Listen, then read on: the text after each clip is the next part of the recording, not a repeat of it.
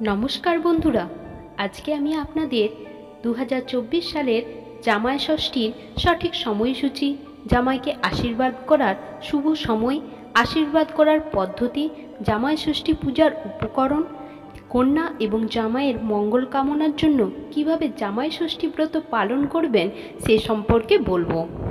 প্রথমে আমি আপনাদের 2024 সালের জামাই ষষ্ঠীর দিনটি কখন পড়েছে সে সম্পর্কে আগে জানিয়ে দিই। 2024 সালের জামাই ষষ্ঠীর দিনটি 11ই জুন মঙ্গলবার 6:11 থেকে 12ই জুন বুধবার সন্ধ্যা 7:26 পর্যন্ত চলবে। এবার আমি আপনাদের জামাইকে আশীর্বাদ করার শুভ সময় সম্পর্কে জানিয়ে দিচ্ছি। জামাইকে আশীর্বাদ করতে গেলে বুধবার সকাল 7:40 থেকে 11:14 পর্যন্ত এবং পরে দুপুর 1:55 থেকে বিকাল 5:29 পর্যন্ত, অথবা পরে 6:17 থেকে সন্ধ্যা 9:55 পর্যন্ত আপনারা করতে পারেন।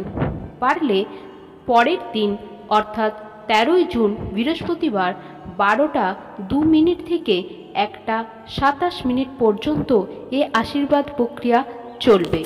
এবার আমি আপনাদের জামাই ষষ্ঠী পূজার উপকরণ সম্পর্কে বলবো।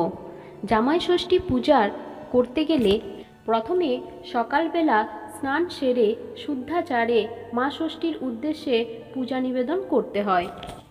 সেই পূজার থালাতে ফুল, বেলপাতা, দূর্বা, হলুদ, সিঁদুর অবশ্যই মা ষষ্ঠীকে নিবেদন করবেন। এবার জামাইয়ের উদ্দেশ্যে হলুদ সুতো যেটি জামাইয়ের হাতে বেঁধে দেবেন। এবার মা ষষ্ঠীর কাছে কন্যা ও জামাইয়ের মঙ্গল কামনার জন্য প্রার্থনা করবেন। মেয়ের দাম্পত্য জীবন যাতে সুখের হয় সে সম্পর্কে মা ষষ্ঠীর কাছে প্রার্থনা জানাবেন।